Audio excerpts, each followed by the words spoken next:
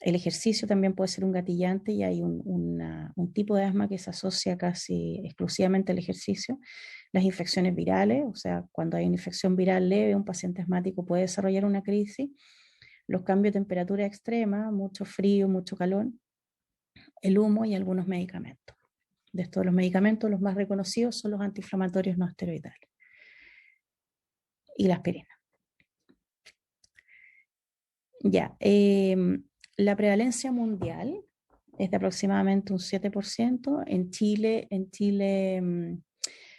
depende mucho de la población que se esté evaluando, pero por ejemplo en los niños puede ser casi hasta un 25% de prevalencia. Recuerden que el asma diagnosticada en la edad pediátrica, después hay un porcentaje grande que se mejora y no vuelve a ser crisis asmática, y hay otro porcentaje que queda con una asma crónica. Eh, ha aumentado su prevalencia en la población de adultos mayores, que antiguamente cuando yo estudiaba medicina, nos decían que el asma no se podía diagnosticar en el adulto mayor porque en el fondo, como existía esta anergia inmunológica del adulto mayor, que significa que el sistema inmune ya no es tan reactivo como cuando es en edades más tempranas, por lo tanto era imposible que hicieran un asma. Entonces teníamos una tremenda cantidad de pacientes que hacían crisis obstructivas, pero que no eran fumadores y tampoco habían estado expuestos a, a humo ni nada como para pensar que pudieran tener tanta obstrucción bronquial, y no sabíamos cómo clasificarlo, ¿ya? Eh, Estos pacientes eran asmáticos probablemente, pero como en esa época no existía el concepto del asma en el adulto mayor, entonces quedaban así como clasificados como EPOC, ¿ya? Pero respondían a los corticoides, cosa que no ocurre en los pacientes hepáticos. Así que ahí se pusieron a investigar y se dieron cuenta que sí, efectivamente existía este grupo de pacientes asmáticos que se diagnosticaba sobre los 50 años, en general son asmas más severas y con un perfil inmunológico diferente, ¿ya? Entonces requieren un tratamiento un poquito más individualizado. Eh, También en el grupo de mujeres es un poco más frecuente, en afroamericanos y pacientes con menor índice socioeconómico. Eh, la mortalidad es de 10 cada 10 millones de habitantes. Obviamente eso va a depender del acceso que tenga el paciente a la atención y control y educación, porque esta es una enfermedad que tiene mucho que ver con cómo uno le da la información al paciente y cómo lo prepara. ¿Cuáles son los factores de riesgo? Existe un componente genético el cual no podemos modificar, y también existen factores ambientales. ¿Cuáles son estos factores ambientales? No sé si alguno de ustedes es asmático, pero siempre se les dice que tengan cuidado con las mascotas. También antiguamente me acuerdo que te decían que un paciente asmático no debería tener mascota en la casa, ni gato, ni perro, ninguna cosa, y eso hoy en día es imposible, pero tú no le puedes prohibir el uso de mascotas, pero sí idealmente decirle que las mascotas estén afuera, si el paciente tiene patio, y que no estén todo el rato metidos dentro de la casa, porque los pelos son los que generan crisis de hiperactividad. Tener cuidado con los ácaros, que es como lo que se acumula en las colchones, en las frazadas, que también producen hiperactividad. Por lo tanto, significa que hay que tener una limpieza constante de las habitaciones, buena ventilación, etcétera. Cuidado con el moho, con el humo y la contaminación ambiental. O sea, en épocas como esta, en invierno, donde hay más contaminación, en ciudades como Santiago, se ve mucho más crisis asmática en relación a los días de peor ventilación. En relación al diagnóstico del asma, se puede diagnosticar a cualquier edad, o sea, no hay un límite de edad en cuándo decir que un paciente es asmático o no.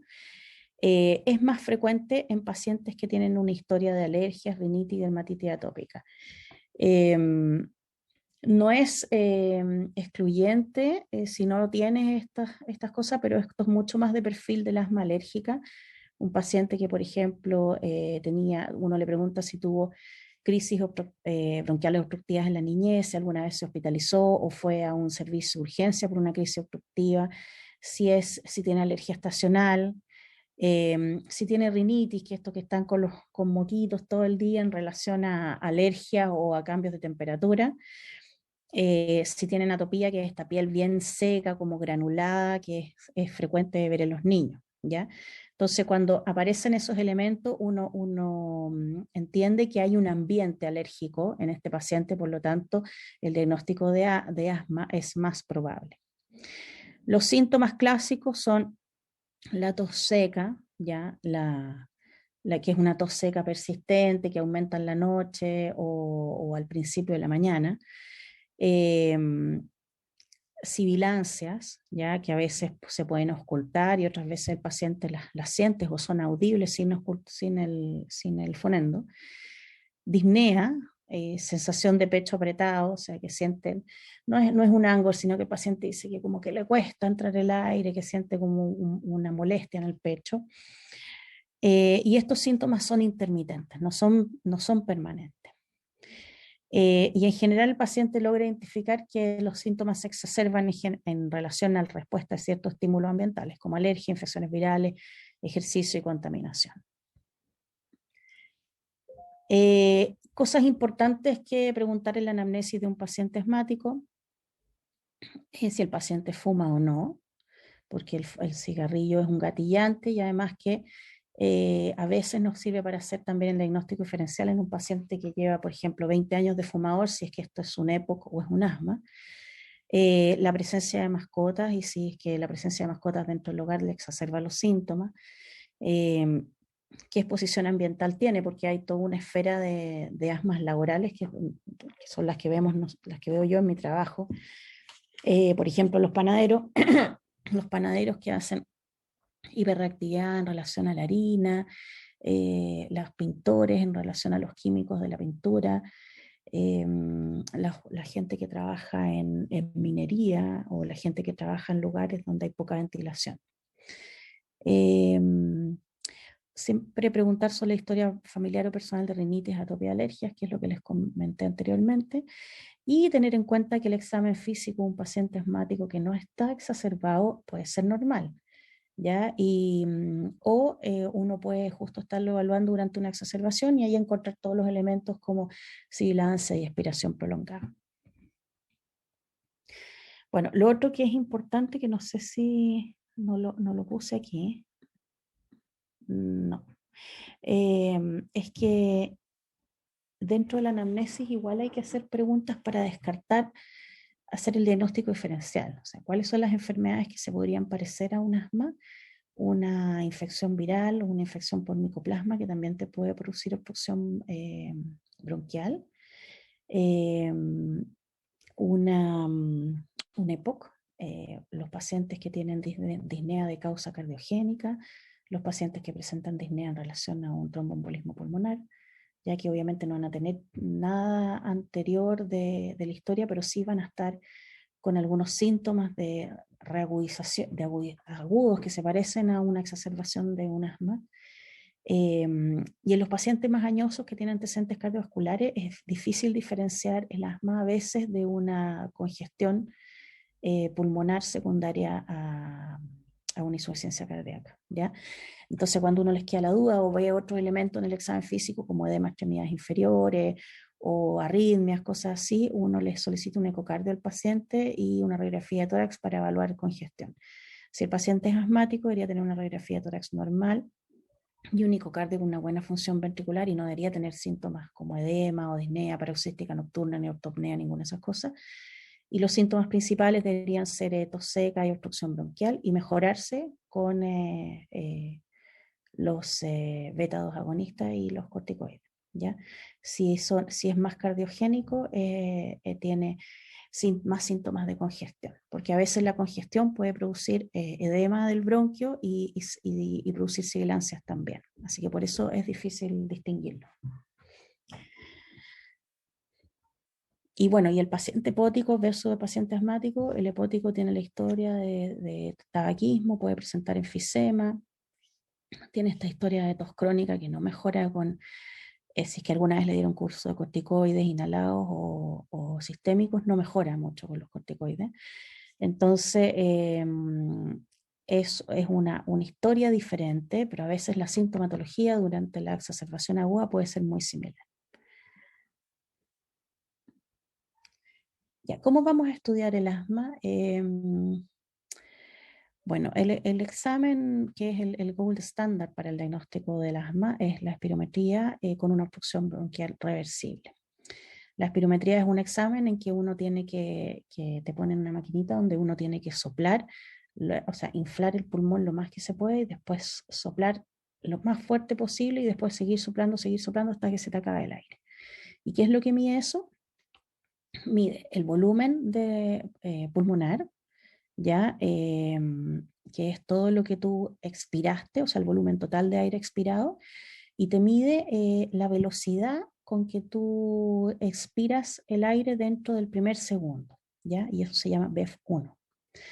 Entonces, esa velocidad, si el bronquio está obstruido, va a estar disminuida porque va a estar saliendo el aire por un tubo de un diámetro mucho más pequeño que lo normal, por lo tanto la velocidad de salida del aire va a estar disminuida, ¿ya?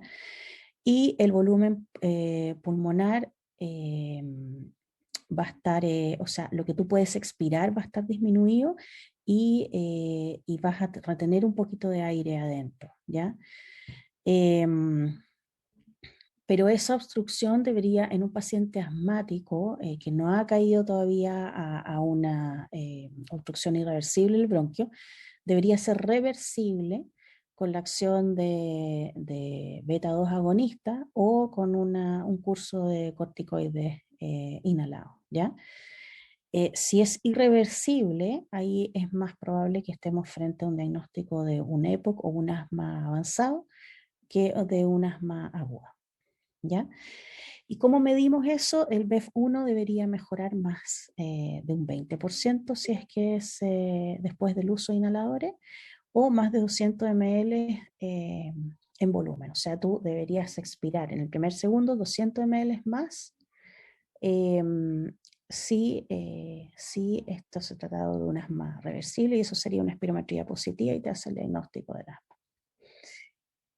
Si no hay obstrucción bronquial al momento del diagnóstico, o sea, no hay reversibilidad y la espirometría está normal y uno sospecha por la clínica, es altamente sospechoso de un asma, uno podría solicitarle al paciente un test de metacolina, que uno lo que hace es le administra una sustancia que te va a producir broncoconstricción, que es la metacolina, y como que generas una crisis asmática. Esto obviamente nunca se debe hacer en un paciente que está con una crisis aguda, ¿ya? Porque obviamente le puede generar una crisis asmática severa y puede ser peligroso para el paciente. Y lo vamos a solicitar solo si la sospecha clínica es muy alta. Si tenemos una sospecha baja y nos sale la espirometría normal, lo más probable es que el paciente no sea asmático, ¿ya? Y respecto a la radiografía de tórax, en general no se utiliza mucho ni para el diagnóstico de la exacerbación aguda, ni para el diagnóstico del asma em, como sindromático, porque en el fondo la radiografía solamente la vamos a utilizar cuando nos queda la duda respecto a otras enfermedades, como por ejemplo el EPOC, cuando sospechamos que el paciente pudiera tener bronquiectasia o una insuficiencia cardíaca o una fibrosis pulmonar o una obstrucción de vía aérea alta, ¿ya? En esos casos pedimos la radiografía, pero no es de rigor hacer el diagnóstico de asma con una radiografía porque debería ser normal. Si el paciente tiene un asma, la radiografía debería ser normal. Ya, ¿tienen una duda hasta ahora? Me imagino que esto ya lo vieron en medicina interna, ¿no es cierto? No sé si los conceptos son similares a los que ustedes repasaron o hay algo que les gustaría comentar.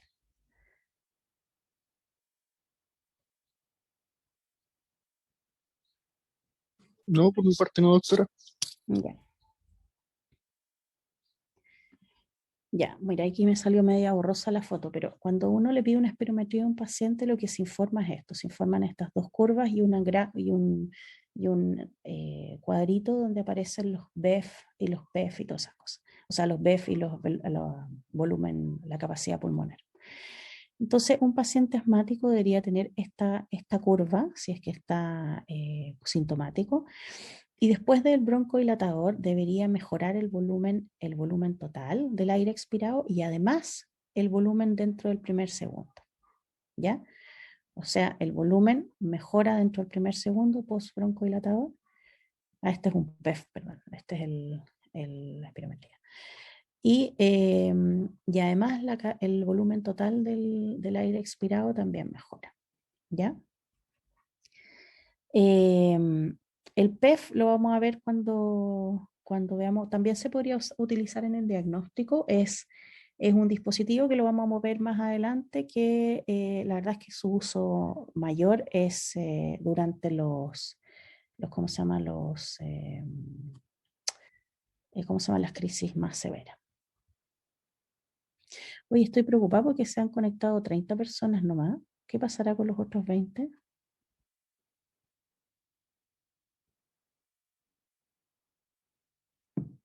¿Habrán tenido algún problema? ¿Saben ustedes o no? De verdad, No doctora, sé, no. doctora. Ya, ok. Doctora, ¿Sí? cuando se hace la relación del BF1 con el CBF, ¿tiene que ser menor a 70 o eran 90? ¿Cómo sale la...? No, es menor a 70, pero o sea, mayor a 70, ¿verdad? Cuando el paciente asmático. La radiografía de tórax, a ver, ¿qué cosas podríamos encontrar en la radiografía de tórax en una crisis asmática? Pero la verdad es que no nos va a ayudar a tomar ninguna decisión, pero en caso que le lleguen a tomar una radiografía, el paciente asmático se ve más hiperinsuflado cuando está en crisis. O sea, se ve como que el volumen, o sea, hay mucho aire dentro del pulmón. En la radiografía, ¿cómo se llama? Lateral, se ve que el espacio entre el esternón y el corazón está aumentado. Y se ven las costillas como se ven acá, como más paralelas, ¿ya? Entonces esta es una radiografía de un paciente asmático durante una crisis porque está más hiperinsuflado y ahí aumenta el espacio intercostal, ¿ya? Como les decía, no nos va a aportar en cuanto a toma de decisiones. Acuérdense que todos los exámenes que nosotros solicitamos, tenemos que pensar que lo estamos solicitando porque vamos a hacer un cambio de conducta o vamos a confirmar un diagnóstico con ese examen. Y la verdad es que la radiografía de tórax en una crisis asmática no nos va a ayudar mucho, a no ser que estemos sospechando, no estemos muy seguros de que sea una crisis asmática o estemos sospechando que el paciente esté con algo más, con una neumonía, con una telectasia, con un neumotórax, una cosa así. Hoy en día se habla de muchos diagnósticos sindromáticos, o sea, hablamos de asma en distintos escenarios. Antes era como asma nomás, pero ahora es asma en distintos escenarios y de eso tiene mucho que ver cómo yo enfrento el tratamiento. Y también hablamos de asma en distintos grupos especiales, como por ejemplo los ancianos, las embarazadas, los pacientes obesos, etc. Entonces, hoy en día hay una clasificación que no voy a ahondar mucho sobre eso, pero se habla de la asma alérgica, que tiene un predominio, son los pacientes que tienen atopía, rinitis, etcétera. Pacientes que van a responder mucho mejor a la terapia de corticoidal inhalatoria y en general tienen buena respuesta a la terapia con beta-2 adrenérgico. El asma que solamente se caracteriza por tos crónica sin obstrucción, el asma asociada al ejercicio, ya que se mejora con leucotrienos, con inhibidores de los leucotrienos. El asma ocupacional, que esto tiene una implicancia importante para el tema de costos del paciente, porque si el paciente está asociado a un seguro laboral, el asma ocupacional debería ser cubierta por ese seguro y no manejada en atención primaria ni costeada por el paciente. El síndrome de hiperreactividad bronquial, que son estos pacientes que en relación solamente a cuadros infecciosos hacen hiperreactividad, pero no tienen síntomas permanentes, a cuadros infecciosos o a cuadros alérgicos. El asma asociada a aspirina o antiinflamatorios, que solamente se genera en relación a uso de estos medicamentos. Y la aspergilosis alérgica, que no es exactamente un tipo de asma, pero entra dentro de la clasificación. Ya, ¿cuáles son las comorbilidades que exacerban el asma? O sea, ¿qué cosas me tengo que fijar que va a hacer que un paciente asmático responda peor al tratamiento o sea más difícil de manejar. Por ejemplo, reflujo gastroesofágico, que estaba leyendo que todavía como que no hay claridad respecto a que esto sea un asma propiamente tal y que una de las fisiopatologías sea el reflujo, la aspiración crónica que produzca hiperreactividad, o que sea una enfermedad diferente, que sea el reflujo y esta aspiración crónica vaya dañando el bronquio en forma permanente. Estos pacientes hay que tratarles el reflujo, hay que tratarlos con omeprazol y además el tratamiento del asma y darle varias indicaciones en relación a la alimentación, o sea, indicaciones que tienen que ver con disminución del reflujo y eso van a mejorar los síntomas. Los pacientes que tienen sinusitis crónica también tienen hiperreactividad y cuadros asmáticos que son de más difícil manejo. Los pacientes con apnea obstructiva del sueño, aquellos que tienen difusión del cuarto vocal y los pacientes obesos, que el asma asociada a obesidad es otra asma con otras características y con otro enfrentamiento terapéutico. Ya, una vez que nosotros confirmamos el diagnóstico del asma, que tiene mucho que ver con el cuadro clínico, la anamnesis y la espirometría, vamos a clasificarla según severidad. Y esta clasificación es importante porque tiene que ver cómo yo comienzo mi tratamiento. Entonces, esto es de una publicación que es más o menos antigua, que más que nada es por el cuadro que es útil de ver. Pero lo que hacemos ahora es localizar al paciente en un tipo de asma que es intermitente leve, persistente moderada o persistente severa, y de ahí en adelante no nos casamos con un tratamiento para siempre, sino que vamos avanzando hacia adelante o hacia atrás. ¿Ya? Yo les voy a explicar cómo. Entonces, este cuadro se los puse más como para definir qué tan severa es el asma del paciente. Existe el asma intermitente leve que solamente se va a generar en forma, no sé, pues, en primavera, un poquito de tos, o a veces cuando salgo a hacer ejercicio, o cuando salgo en la mañana y está muy frío, me obstruye un poquitito. Esos pacientes solamente les voy a dar un beta agonista de acción rápida, como salbutamol o salmeterol, que es de acción intermedia, SOS y nada más. No requieren tratamiento corticoidal ni ninguna cosa porque estos no son síntomas persistentes, sino que son intermitentes. Y después tenemos las asmas persistentes, que es aquellos pacientes que durante todo el año, sin importar la estacionalidad ni nada, tienen síntomas que pueden ser diarios, semanales, nocturnos, etc. Y según la presentación y la frecuencia de estos síntomas, yo voy a ir clasificando en un asma de leve, moderado o severa, ¿ya? Entonces, aquellos pacientes que dentro de la clasificación persistente leve son aquellos que tienen síntomas diarios, pero menos de 2 veces al día, que no tienen, no, esto no tengo síntomas, que tienen, pueden tener síntomas nocturnos o no. Los que son persistente moderada tienen síntomas varias veces al día y los persistentes severas son que están sintomáticos casi todo el día. Obviamente yo voy escalando el tratamiento en la medida que vaya avanzando. Entonces, para todas las asmas persistentes voy a usar corticoides inhalados en distintas dosis, más un rescate, ¿ya? Y después ya le voy a agregar los beta-2 de acción prolongada. Ya, el objetivo principal del tratamiento es el control de los síntomas, prevenir las exacerbaciones y disminuir el riesgo de limitación crónica del flujo aéreo. Ya, esos son los pilares.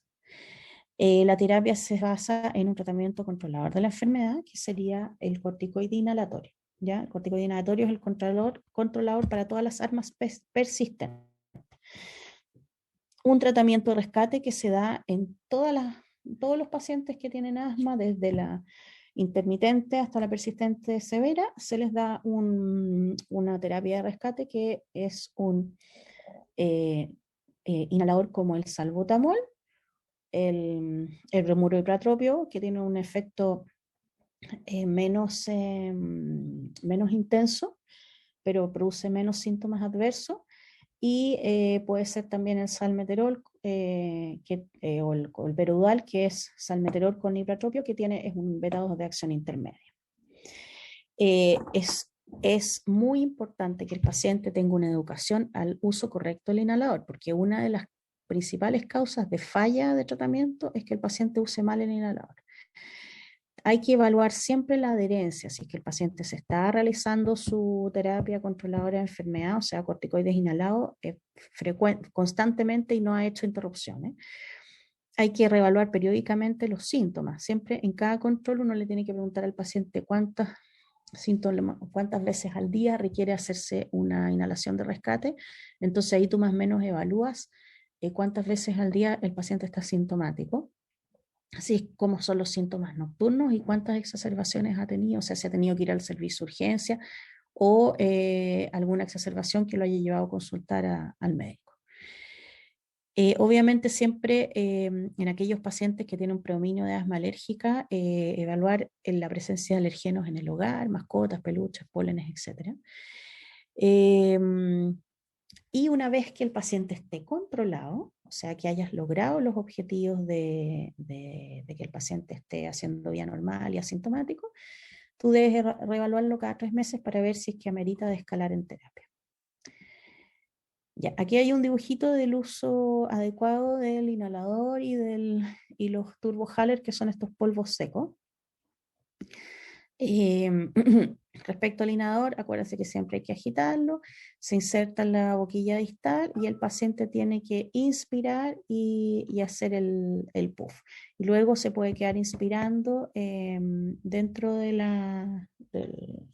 tiene que respirar dentro de la aerocámara unas 10 veces o 5 a 10 segundos.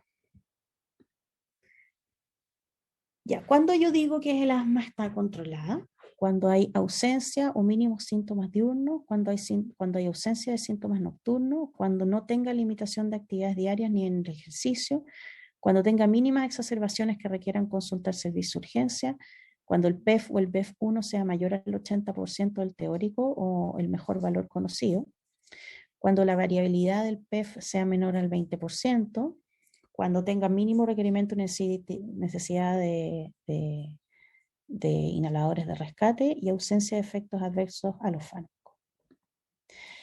Ya.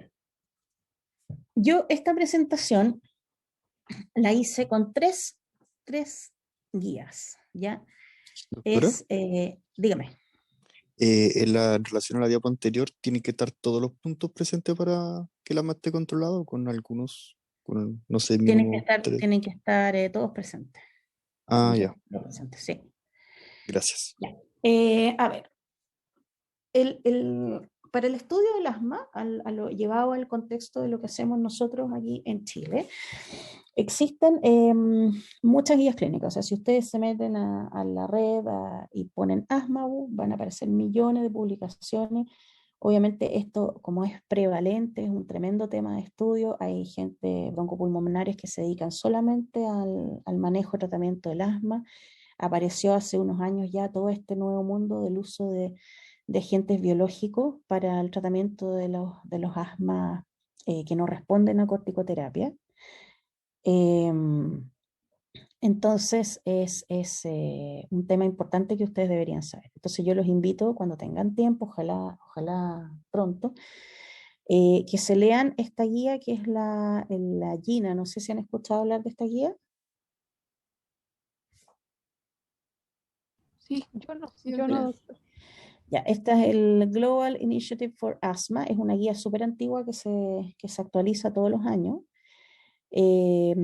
Esta es la versión de bolsillo, que es la versión abreviada, pero la guía es mucho más larga y se descarga de forma gratuita, ¿ya? Así que les invito a leerla, está en todos los idiomas disponibles.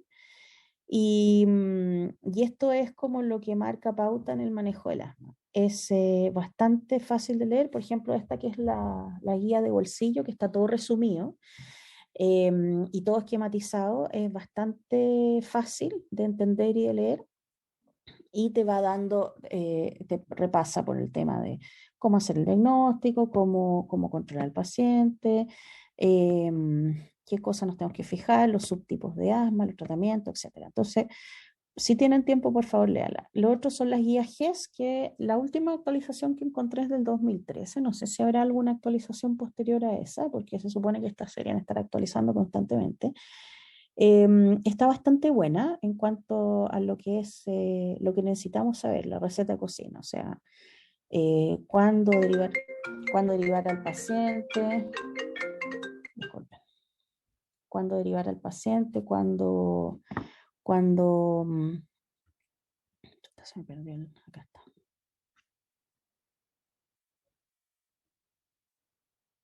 ¿Se ve la presentación o no? Ahí está, ya. Cuándo derivar al paciente, cuándo o lo hospitalizamos en caso de una exacerbación, etc. Y bueno, y obviamente hay la aparición de todos los inhaladores nuevos y también aparece en esta guía, porque son cosas que de repente ustedes van a ver a un paciente y le van a decir, yo estoy con anoro, por ejemplo. Y tú dices, chuta, anoro, ¿qué será anoro? Entonces ahí es bueno que uno esté como al día respecto a todas estas cosas, porque los pacientes que ustedes van a ver van a estar con distintas terapias que ustedes tienen que conocer. Ya. Respecto a, existe se supone que dentro de lo que es la educación del paciente asmático, nosotros deberíamos asegurar que el paciente sea capaz de reconocer sus síntomas y consultar cuando esté descompensado o tenga una exacerbación.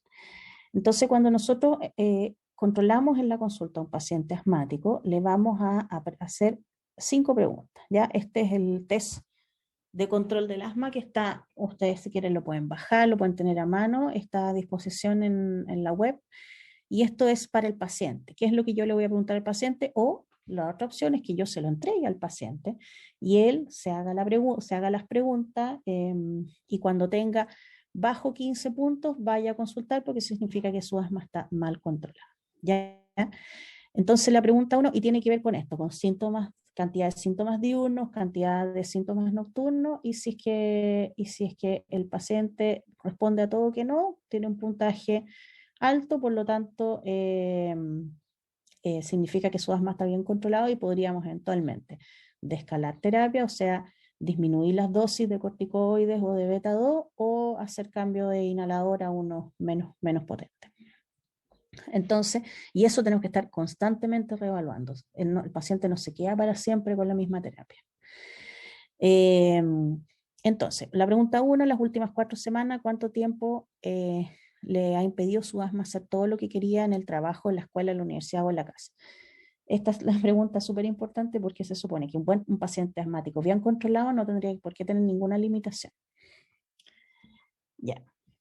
Y ahí el paciente contesta siempre, casi siempre, algunas veces, casi nunca, nunca.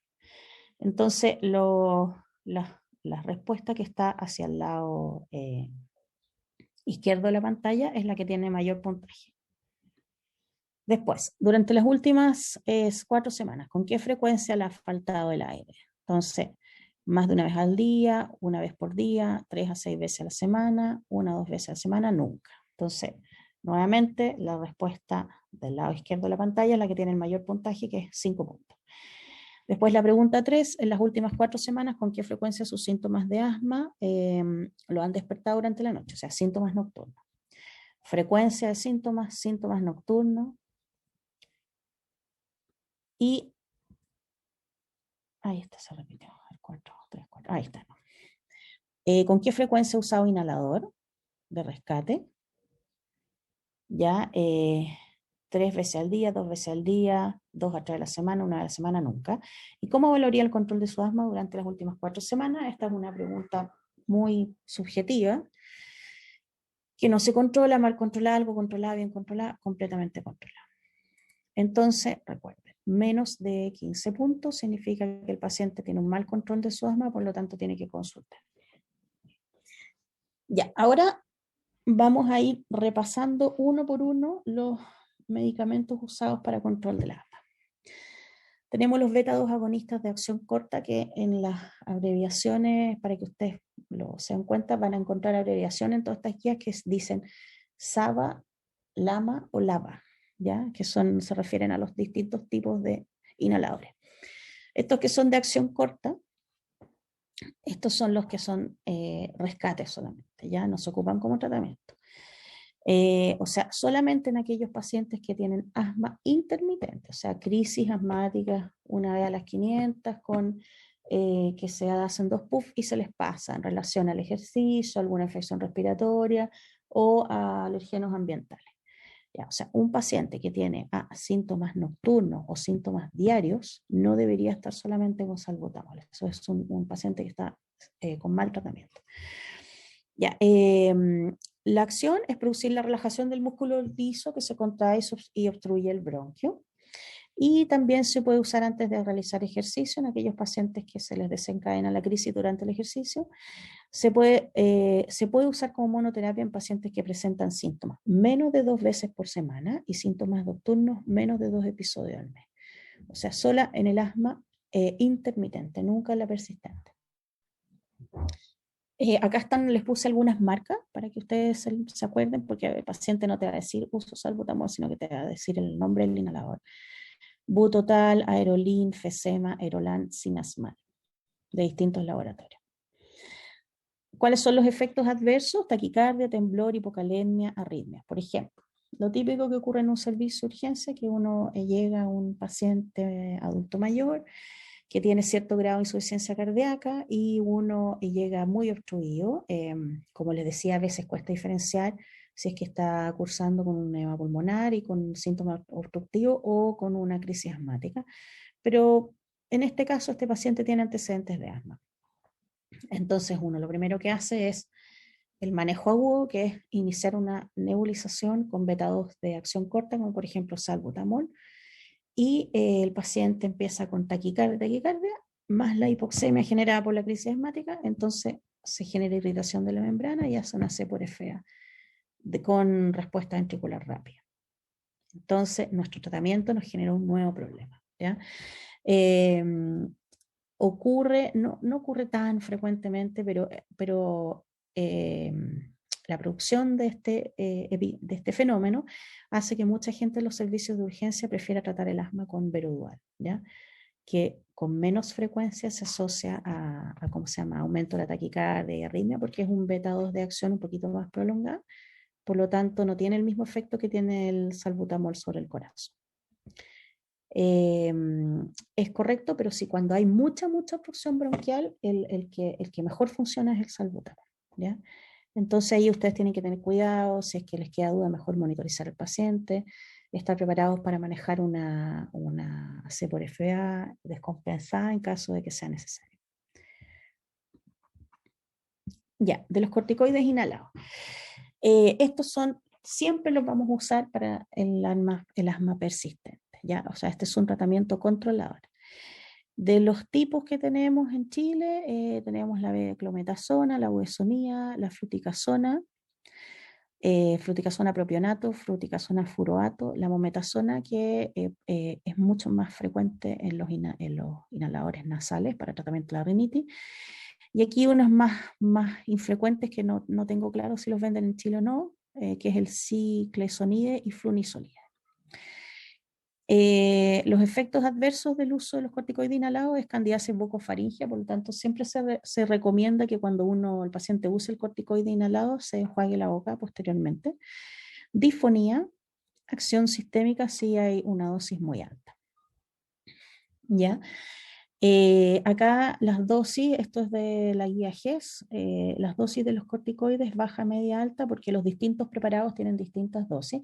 Y recuerden que si el paciente tiene sus síntomas controlados, uno podría cambiarle la dosis del corticoide inhalado y así evitar un poquito los efectos adversos.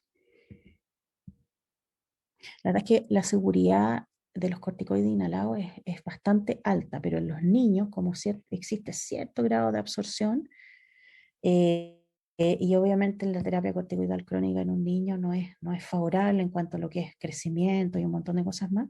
Lo que hacen los pediatras es que combinan antileucotrienos con corticoides inhalados y así, si bien el efecto antiinflamatorio del antileucotrieno es menor, la combinación de ambos te permite usar una dosis de corticoide más baja y así evitar más los efectos adversos. Ya. Beta-2 de acción prolongada. Bueno, aquí aparece el salbutamol que está ahí, se se metió entre medio, pero es de acción corta. Tenemos el fenoterol y el salmeterol. El salmeterol solo, el inhalador se llama Cerevent. El formoterol fumarato, que aparece en el inhalador que se llama Symbicort. El holodaterol, el indacaterol y el bilanterol, que son inhaladores ya más modernos. Estos son de acción prolongada, por lo tanto se utilizan en la terapia a largo plazo, ¿ya? Igual en una crisis asmática severa nosotros vamos a mantener la terapia beta 2 de acción prolongada, pero la acción principal la vemos en aquellos pacientes que son asmáticos y lo que hacen es disminuir los sintomatología diurna y nocturna. Aquí hay distintos preparados y el tratamiento ideal para el paciente es la combinación de un corticoide inhalado con un beta 2 de acción prolongada, ¿ya? Que ahí más adelante les voy a mostrar los ejemplos. Y esa es la terapia estándar para un paciente con un asma persistente, es mucho más cómoda, tiene mejor adherencia, etc. Ya, los anticolinérgicos de acción corta, lo más conocido, el bromuro hipratropio, y es una terapia que se ocupa complementariamente al beta 2 de acción prolongada porque tiene menos potencia. Está demostrado que el uso de beta 2 agonistas, la combinación de beta 2 agonistas con anticolinérgicos de acción corta disminuye las hospitalizaciones por una crisis asmática. O sea, esa es otra razón más para utilizar Berudal en vez de salbutamol en los pacientes que tienen crisis asmáticas moderadas severas. Los anticolinérgicos de acción corta de acción prolongada, perdón, tenemos el tiotropio, que es el Espiriva, que se empezó a utilizar en pacientes hepóticos, disminuyendo la sintomatología y mejorando la calidad de vida, porque los pacientes que tenían acceso a Espiriva, porque hace un tiempo atrás no había acceso a Espiriva para todo paciente, sino que lo tenían que comprar o tú conseguírselos con visitadores médicos. Les mejora muchísimo la capacidad funcional, los pacientes se sienten mejor, más aliviados, no mejora la morbimortalidad, pero sí mejora la calidad de vida. Hoy en día existen otros preparados, como el bromuro de aclidinio, que es el Eclira, que ese me parece que no está disponible en Chile, el umeclidinio, que es el anoro, que ese sí está disponible, y el glicopirolato, que es el Sebri, que también está disponible. Ya, los inhibidores del leucotrieno, yo les decía, se ocupan mucho más en la población pediátrica y en aquellas asmas que son asociadas a AINES y aspirina.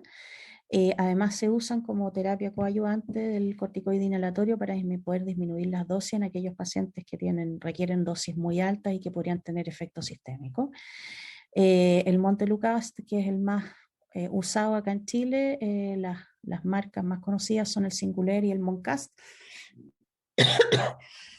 Y el Safir-Lucas, que también está disponible en Chile, que es el Acolate, y el Sileuton, no tengo claro si está disponible en Chile, y la marca es el Ciflo. Ya, y finalmente los biológicos, que son estas terapias sistémicas de alto costo, que hoy en día están disponibles para el servicio público, pero solamente en centros especializados. En el Hospital del Tórax en Santiago se administra terapia con biológico a los pacientes con asma severa o que no responde a corticoides. ¿Ya? Entonces se ocupa el omalizumab, que es el primero que se empezó a utilizar en Chile, que es el Soler, que es un anti-IgE, lo cual bloquea la acción de la IgA que se une a los mastocitos para generar ¿cómo se llama? La reacción que produce la broncoconstricción. Se administra en forma endovenosa cada 2 semanas y disminuye los niveles de IgA.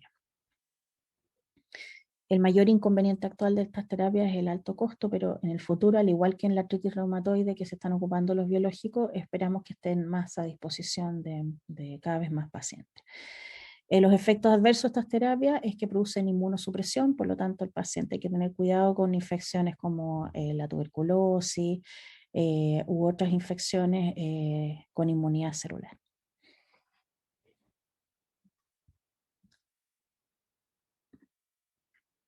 Ya, ¿alguna pregunta hasta ahora?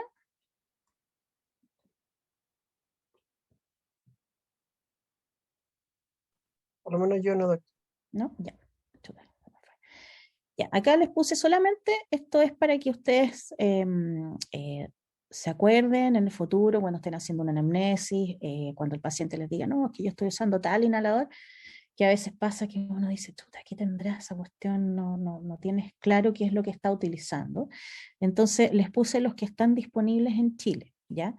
Entonces, la combinación salmeterol-fluticasona, que es bastante frecuente y que se ocupa en muchos pacientes, a veces se ocupa esta combinación más otro inhalador, es el Brexotide y el Bromex, que es salmeterol con fluticasona, o sea, un corticoide que tiene una acción no tan potente y que tiene el salmeterol, que es un corticoide que se considera un corticoide de acción intermedia, ¿ya? Después tenemos el Verudual, que tiene fenoterol y bromuro de ipratropio, que también se considera como una acción intermedia. Y después tenemos el Symbicort, el Vanair, el Neumocort y el Bonlival, que son los mismos, y que tienen formoterol con budesonida. Este se usa bastante ya en las asmas que son persistentes, leve a moderada. Después está el Espiolto Respimat, que tiene holodaterol y tiotropio, o sea, este tiene un beta-2 de acción prolongada con un asociado a un anticolinérgico de acción prolongada. O sea, el espiolto se tiene que usar en combinación con Brexotide o con Verodual, ya no se ocupa solo porque le falta el corticoide. O tú le puedes dar el corticoide solo aparte, que eso también ahí depende de cómo sea el paciente y las dosis que tú quieras ocupar, porque a veces estas combinaciones vienen con dosis fijas de corticoide. Entonces tú quizás le quieres dar esta combinación de beta-2 de acción prolongada con un anticolinérgico, pero le quieres dar una dosis más bajita o más alta de corticoide, entonces le das el corticoide en un inhalador aparte. Y obviamente eso también depende mucho de la adherencia del paciente, porque si el paciente es poco adherente, lo mejor es darle todo junto.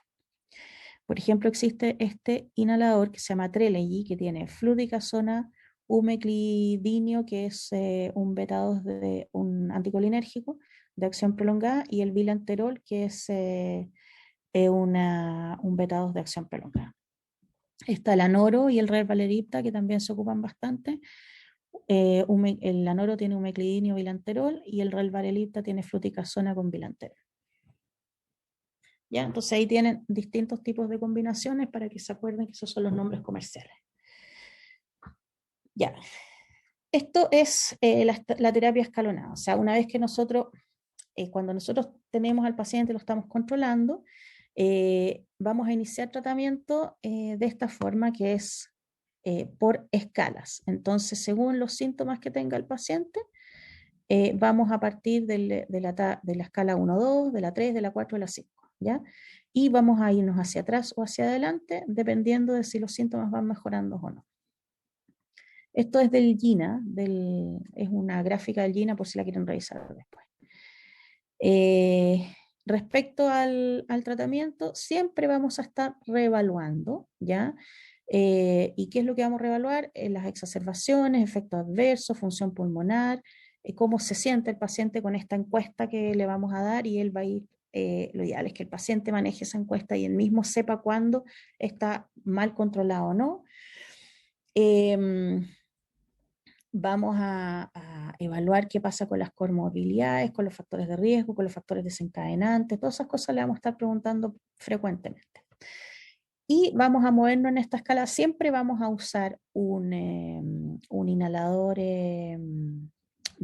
¿cómo se llama?, de acción corta para alivio de síntomas, y que es un beta-2, y vamos ¿cómo se llama?, ir hacia adelante o hacia atrás en el tratamiento, según cómo se vayan presentando los síntomas.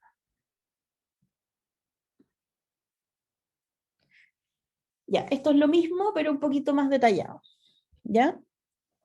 Este es el gráfico que está del UpToDate. Mi UpToDate es del 2020, así que está basado en la guía GINA del 2020, y esta que está aquí es la guía GINA del 2021. Es casi lo mismo. Entonces, aquí lo mismo, dependiendo de los síntomas que tenga el paciente, qué terapia le vamos a indicar, y vamos a ir avanzar hacia la etapa 2 si el paciente persiste con síntomas, o retroceder hacia la etapa 1 si el paciente disminuye sus síntomas. Ahí está todo según cada etapa. Ya, ¿cuándo vamos a derivar al paciente asmático? En todo paciente el que es médico no especialista no logra alcanzar las metas de control de enfermedad. O sea, si no se cumple la disminución de los síntomas nocturnos, los síntomas diarios, las exacerbaciones y la percepción del paciente de tener su asma bien controlada, lo vamos a derivar al broncopulmonar. Vamos a derivar a todo paciente de alto riesgo, que son aquellos que han empleado más de 2 ciclos de corticoides orales en el último trimestre, que han tenido hospitalizaciones o consultas frecuentes a servicios de urgencia por crisis grave en el año en curso, o han requerido ventilación mecánica. Esos son asmas más graves. Todos los pacientes con asma persistente, moderada o severa, que ahí ya requieren quizás reevaluar el tratamiento o hacer un tratamiento más específico. Pacientes con comorbilidad importante, o sea, que sea asma y diabetes. ¿Por qué? Porque si el paciente es asmático y vamos a usar corticoide inhalatorio y vamos a ir escalando la dosis del corticoide, puede afectar el control de su diabetes. Aquellos pacientes que tienen hipertensión arterial, porque el uso de beta 2, si empieza a usar mucho beta 2, también le puede generar más hipertensión. Pacientes con cardiopatía coronaria, úlcera gastroduodenal, aspergilosis, síndrome de Church-Strauss, sinusitis, reflujo gastroesofágico no controlado. Ya, esto es como en el mundo ideal, porque esto es lo que plantea el UpToDate. Yo creo que en Chile, si el paciente es diabético hipertenso, igual le vamos a controlar el asma en atención primaria, a no ser que el asma se haga ya, sea moderado o severa. Pacientes con complicaciones pulmonares como neumonía, fibrosis pulmonar, neumotórax y tuberculosis, y además un asma, también requieren un manejo especializado. Aquí está lo que plantea la guía GES. Si el paciente lo vamos a manejar en atención primaria y solamente lo vamos a derivar cuando el paciente es refractario a tratamiento y tiene un score alto de ¿cómo se llama? O sea, por ejemplo, tiene un asma, lo mismo que decían que era un asma moderada severa. Y si el paciente se compensa después del tratamiento especializado, ahí lo vamos a volver a controlar atención primaria. Ya, este es un extracto del GINA que habla sobre una pequeña reseña sobre el asma en distintos grupos. Ya que, por ejemplo, el asma y el embarazo requiere manejo especializado, qué pasa cuando hay rinitis o rinosinusitis, que eso puede exacerbar el control o sea, son enfermedades que coexisten con el asma y puede exacerbar su control. El asma en los pacientes obesos, que siempre en general se sugiere manejar la obesidad y además el asma, y los síntomas pueden disminuir cuando el paciente logra el control de peso. El asma en el paciente adulto mayor que se asocia a otras comorbilidades, por lo tanto son pacientes en que el manejo de las exacerbaciones tiene que ser más cuidadoso, y además la inflamación muchas veces tiene otro mecanismo fisiopatológico, entonces tengo que usar ciertas terapias que se ajustan más a la edad y a las comorbilidades del paciente. Los pacientes que tienen reflujo gastroesofágico tengo que usar concomitantemente omeprazol y llevarlos controlarlo idealmente con un gastroenterólogo o un otorrino para que vaya viendo también el tema del reflujo. Los pacientes con síntomas depresivos, que se mezcla un poquito los síntomas de ansiedad con el asma, entonces se pufean mucho y ahí hay que tratar de distinguir cuál es uno u otro. Los pacientes con asma asociada a antiinflamatorios y aspirina que requieren el tratamiento con leucotrieno. Y los pacientes que tienen asma y tienen alergias alimentarias son pacientes en general que tienen asmas más severas. Ya, ahora vamos a hablar rápidamente acerca de las exacerbaciones. Es cuando empeoran los síntomas y debiera escalar la terapia. El paciente debería reconocer sus síntomas y saber cuándo consultar para evitar hospitalizaciones. O sea, nuevamente volver al tema de este cuestionario que todo paciente lo debería tener y estar ellos en casa, tener la educación suficiente como para ver cuándo consultar y no esperar hasta último minuto para que lleguen a un servicio de urgencia súper complicado y requieran hospitalización. El tratamiento general es aumentar la dosis del beta-2 de rescate y agregar un curso corto de corticoides sistémicos que pueden ser oral o endovenoso dependiendo de la gravedad del paciente. En general, prednisona 40-50 miligramos que se calcula a 0,5 miligramos por kilo por 5 a 7 días. No más de 7 días porque si no le puede producir una ¿cómo se llama? Alteración ¿cómo se llama? En la regulación del eje corticoidal. Si no mejora, que eso significa que debe reutilizar el rescate en menos de 3 horas o más de 8 dosis de rescate en las últimas 24 horas, o presenta signos de crisis severa, debe acudir al servicio de urgencia. Los síntomas para reconocer una crisis severa, que en estos casos ustedes deberían estar alerta, no son pacientes que se manejan en forma ambulatoria, sino que deberías derivarlo a un hospital o un servicio de urgencia, es tener una frecuencia respiratoria mayor a 30, taquicardia mayor a 120, es mayor ahí, no menor, me equivoqué.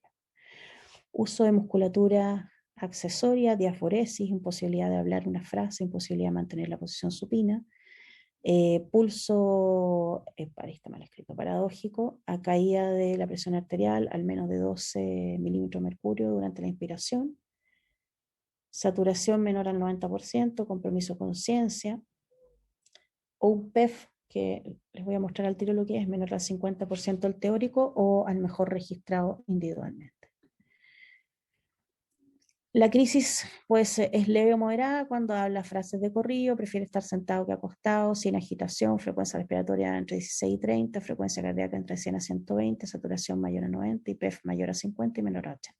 En estos casos el paciente podría manejarse en forma ambulatoria.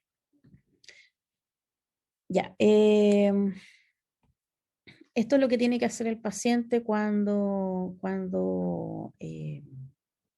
logra conocer sus síntomas y saber cuándo consultar. Cuando el paciente aumenta el uso del beta-2 de acción corta,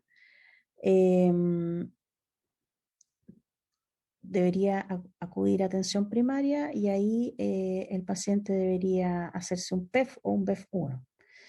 Ya, si este no mejora dentro de las siguientes 48 horas, debería agregar un corticoide y contactar a su médico.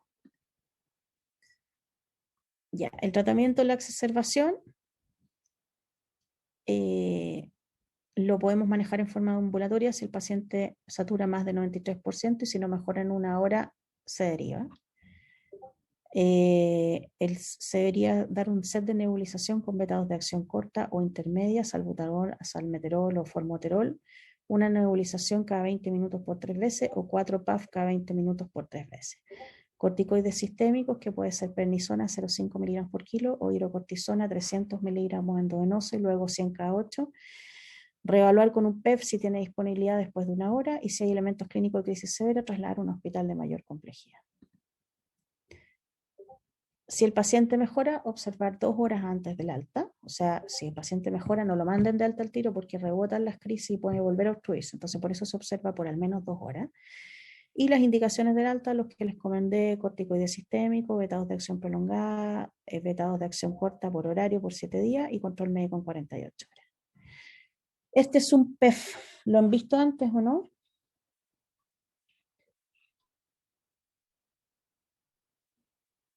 No, yo no, doctora, por lo menos. No, ¿Sabían lo que es un PEF o no sabían? no, la verdad no. Ya. Ya, este lo venden por AliExpress. Saqué una foto. El PEF, mira, lo ideal es utilizarlo siempre en el contexto de urgencia. En una sociedad súper evolucionada, un paciente podría tener esto en su casa y tener su propio PEF.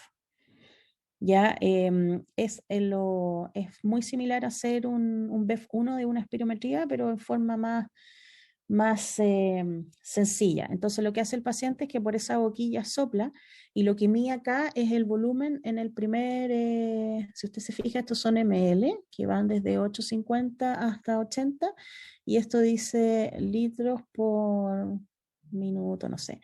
Entonces el paciente sopla fuerte y lo que sopla en el primer segundo se va a medir acá. Entonces este paciente tiene un BEF1 de 400.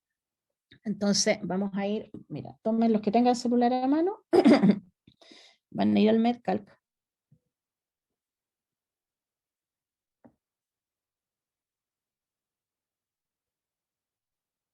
Metcalc, y van a buscar PEF teórico.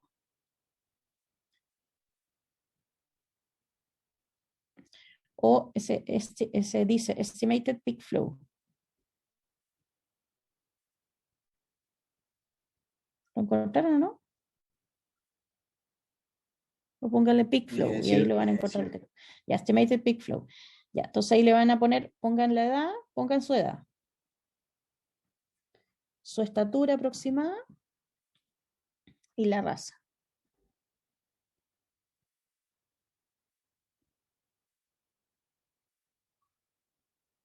Yo tengo 43, mido 1,68 m. Soy mexicano, americano, no sé, es como lo más parecido. Mujer. Y mi peak flow estimado es de 436 litros. Entonces, eso es lo que yo debería soplar, si es que no estoy obstruida y estoy estable, debería soplar 436 ml en el primer segundo. El de ustedes debe ser más alto, supuestamente, porque son más jóvenes. ¿Lo hicieron? Sí, doctor. Sí, ya. Ya, entonces ese es el PEF teórico, ¿ya? Eso que sale ahí es el PEF teórico, ustedes lo pueden hacer en urgencia si es que tuvieran este aparatito, sabes que no es difícil de conseguir, así que si quieren solicitarlo en el servicio de urgencia donde les toque trabajar o les toque hacer una pasada, lo pueden hacer, ¿ya? Entonces, esto sirve para medir la respuesta a la terapia broncodilatadora en un paciente que está con una exacerbación de asma. Entonces, cuando yo le mido el PEF, si el paciente se puede medir el PEF, porque si está muy descompensado, muy ahogado, no le voy a hacer que sople porque lo voy a descompensar más. Pero si el paciente se puede medir el PEF, ustedes lo miden el primer segundo, después le ponen la nebulización, le ponen los corticoides endovenosos y a la hora le vuelven a medir el PEF. Y si este PEF mejora en un 20% o aumenta 200 ml, significa que su terapia es exitosa y el paciente tiene que observarlo durante 2 horas y después lo pueden dar de alta.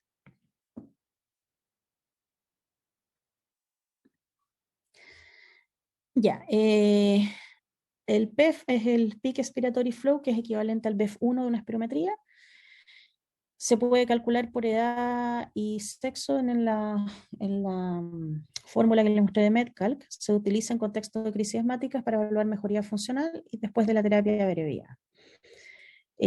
Ahí junto con el PEF más otros elementos clínicos uno puede clasificar si la crisis es leve, moderada, severa o tiene riesgo vital, según los porcentajes, más del 80% del teórico, 50-80% del teórico o menos 50% del teórico. Ya, ahora en relación a las evaluaciones que vamos a hacer en el servicio de urgencia, además del PEF y la evaluación clínica, ¿qué pasa con los gases arteriales? ¿Cuándo los vamos a solicitar? En general no se solicitan de rutina, ¿ya? No nos va a cambiar la conducta en hacer un examen de gases porque este es un examen doloroso, entonces el paciente se va a incomodar si ustedes lo solicitan en forma injustificada. ¿Y cuándo lo vamos a solicitar? Cuando el paciente tiene una saturación menor al 90% de la de ingreso, cuando los pacientes están con disnea persistente, un PEF menor al 25% del valor teórico o menor a 200 ml el valor teórico a pesar del uso de beta-2 agonistas. O sea, después de que lo reevaluaron y el paciente no logra las metas, entonces ahí le vamos a pedir gases. Cuando el paciente tiene un PEF muy bajito, de 25-50% del valor teórico y que se sigue deteriorando a pesar de la terapia. ¿Ya? Cuando el paciente está muy deteriorado al ingreso para hacer un PEF, o sea que no es capaz de soplar, pacientes que tienen signos clínicos de hipercapnia, como por ejemplo compromiso conciencia, somnolencia, aumento de la frecuencia respiratoria, disminución de la frecuencia respiratoria o mioclonía. O sea, estos son todos síntomas de retención de CO2. La radiografía de tórax tampoco la solicitamos de rutina y solamente la vamos a solicitar cuando sospecha una complicación pulmonar, cuando hay fiebre mayor a 38, porque puede ser una crisis asmática asociada a una neumonía, cuando hay dolor al pecho, porque puede parecer el diagnóstico diferencial con una insuficiencia cardíaca o un infarto, cuando hay leucocitosis, o sea, una infección o hipoxemia. Lo más frecuente de encontrar es hiperinsuflación, que es lo que les mostré en la radiografía al principio de la presentación, y en general es infrecuente encontrar todas estas cosas que uno busca en la radiografía, que son atelectasia, neumotórax, neumomediastino y neumonía. Ya, para terminar, este es un esquema del up-to-date del manejo de una crisis asmática severa. Esto es como bien detallado, pero en general, esto como que resumen todo lo que hemos estado hablando. No me alcanzó para ponerla en una diapo, así que empieza ahí y termina acá.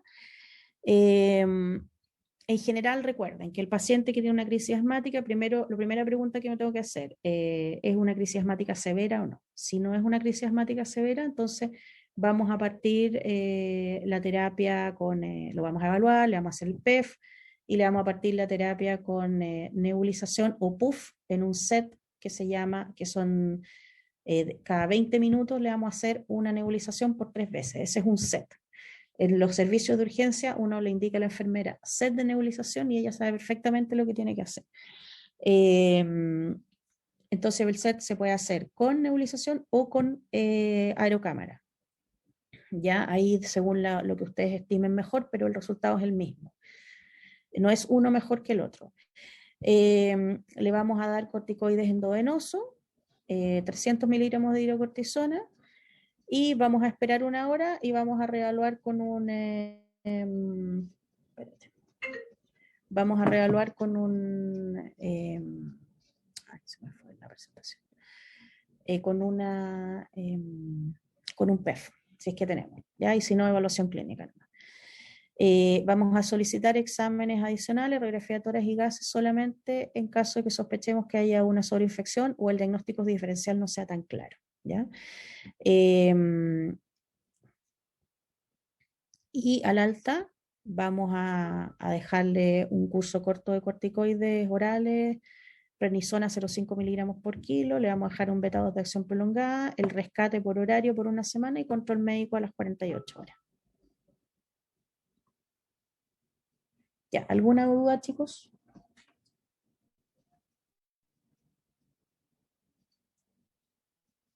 No, doctora.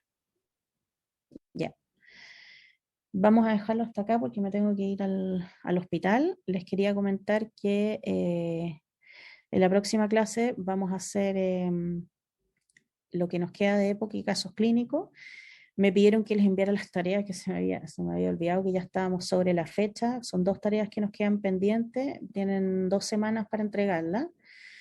La primera tarea es síndrome coronario agudo y accidente vascular, y el otro es de síndrome febril y anemia.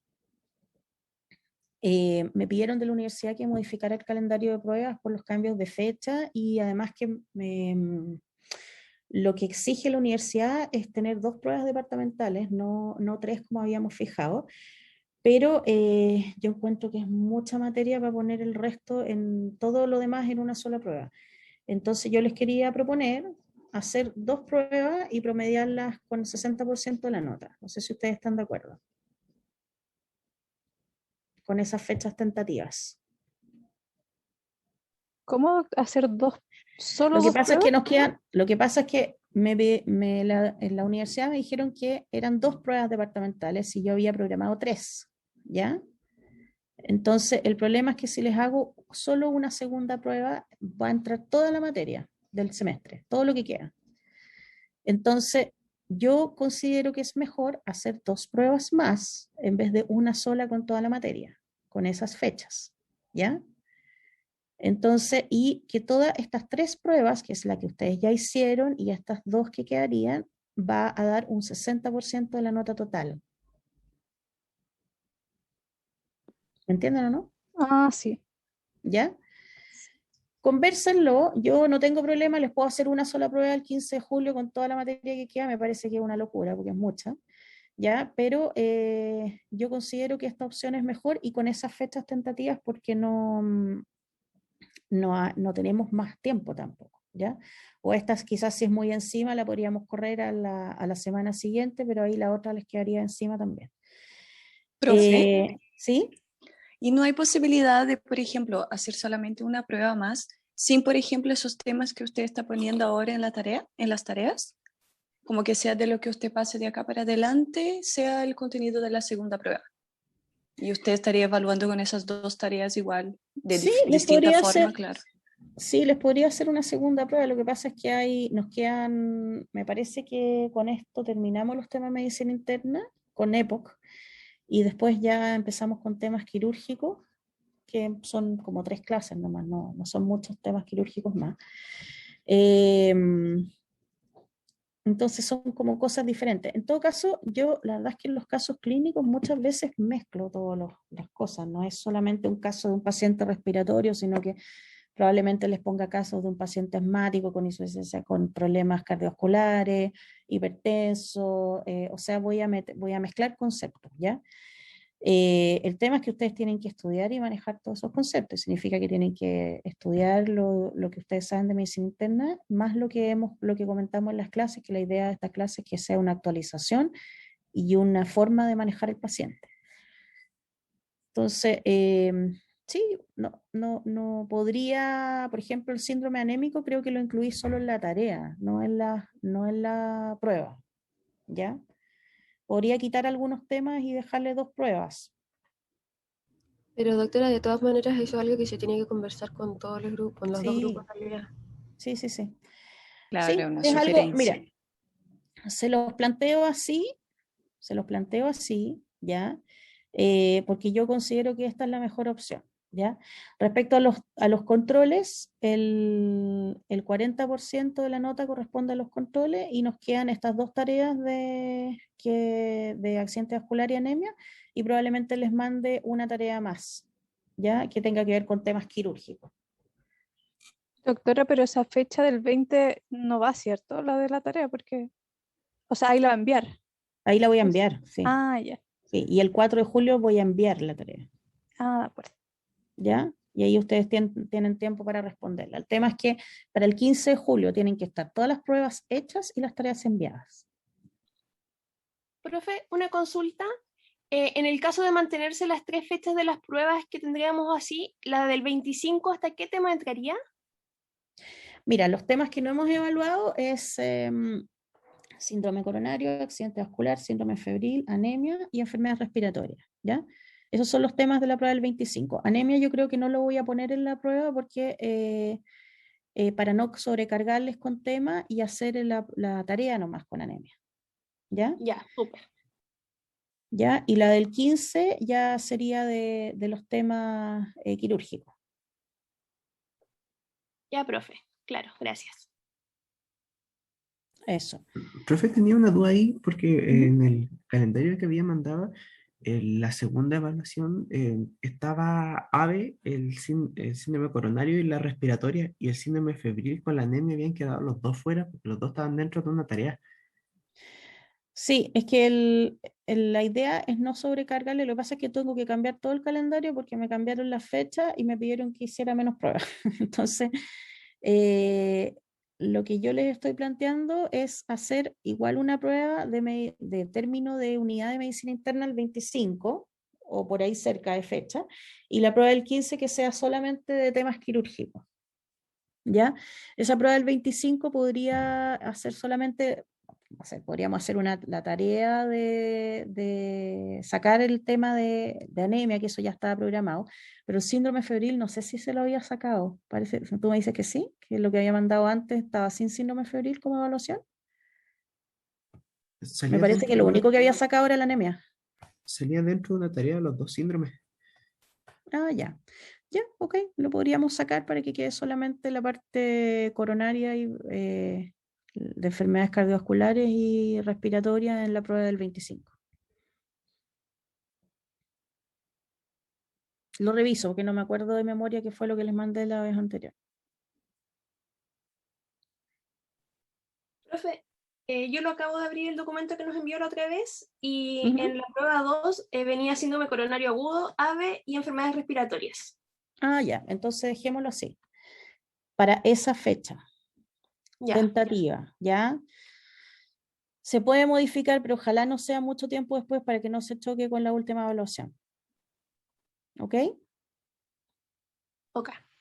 porque además entre medios tenemos que hacer las clases, entonces ya estamos medios atrasados con el tema de las clases. Si estamos ok con estas fechas, yo voy a tratar de hacer coincidir que completemos las clases, porque yo había dejado una sesión adicional que era como para discutir las tareas y todas esas cosas, y esa sesión quizás la podríamos dejar como individualizada, que el que quiera me contacta y yo hago una reunión con un grupo para discutir las tareas, pero fuera del horario de las clases, para que podamos terminar el semestre con lo que está programado, ¿ya? Y además poder hacer las pruebas. Entonces, si estamos ok con esa fecha, yo reprogramo lo que queda del semestre para ajustarnos a esas fechas y completar además nuestro programa. Profe, me queda una última duda. ¿Sí? Que como en la prueba entraría hasta enfermedades respiratorias, como no hemos visto EPOC, ¿no entraría EPOC? ¿O sería en ese caso de quizás dejar la prueba para quizás el 1 de julio y así entraría EPOC? Es que lo que pasa es que EPOC lo vamos a ver en la próxima clase, el miércoles, que es, no sé qué fecha acá el miércoles, muy encima. El 24, claro, porque sería el viernes. Tienes razón. Miércoles 23. Tienes razón. Ya, sí, podríamos dejarla para la semana siguiente, no hay problema. Ya, profe, gracias. Déjame revisar bien las fechas y les mando el calendario tentativo, y la idea es que ya nos ajustemos a esa fecha y no hagamos más cambios para poder terminar y completar todo lo que tenemos programado, ¿ok? Doctora, si se acuerda de subir las clases por... Sí, hoy día las subo. Lo que pasa es que estoy entre las cosas que tengo que terminar del hospital, entonces no alcancé ayer a subirlas. Pero sí, se las voy a subir hoy día sin falta. Ya, doctora, gracias. ¿Ya? Ya pues, chicos, traten de... La idea es que me quedé ayer con que todos iban a poder participar hoy día. Me da lata que haya tanta gente que se haya quedado afuera. No, si tuvieron algún problema, lo ideal es que me lo hubiesen dicho para haber reprogramado la clase. Como les dije en la evaluación, porque no mucho, pero hubo algunos de sus compañeros que me escribieron como preguntando cosas que las repetimos en clase un montón de veces. Entonces, les insisto que el objetivo de esta clase no es pasarles materia de asma, o de lo que sea, sino que es conversar qué es lo que se está haciendo ahora, la forma de enfrentar, en qué tienen que hacerle énfasis. Ya, yo no sé si quizás yo no he logrado hacerlo como yo quisiera, en el sentido que lo que quiero es eso. No es hacerles una clase de asma, sino que es contarles qué es lo más importante, cómo enfrentar al paciente, porque a mí no me sirve que ustedes no asistan a la clase o no hagan los casos clínicos y después se lean las guías y después hagan la prueba sin haber discutido, ¿ya? Entonces, no es el objetivo, o sea, por favor, no se queden con la idea que esto es solamente leer las guías, sino que es leer las guías y participar en la discusión o escuchar la discusión, preguntar si les quedan dudas. Yo estoy súper dispuesta a contestarlo, pero igual me da lata que me pregunten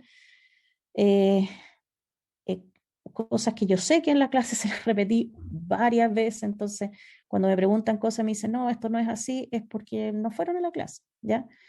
Entonces,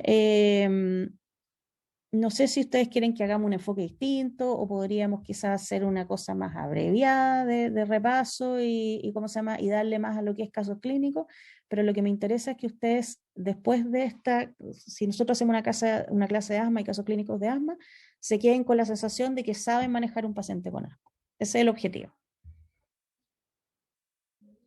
¿Ya? Así que yo estoy dispuesta a todo tipo de sugerencias, pero lo que quiero es que ustedes aprendan, no que se aprendan la guía, sino que aprendan cómo manejar un paciente con asma, que no es lo mismo. ¿Estamos ok? Sí, doctora. Sí, doctora. Doctora, muchas gracias. ¿Ya? Ya pues, chicos, gracias por los cambios de horario y nos vemos el miércoles. Que estén muy bien. Gracias, doctora. Chao, Chao, doctora, gracias. Que esté bien. Gracias, doctora, que esté bien. Chao, chao. Gracias, doctora. Recording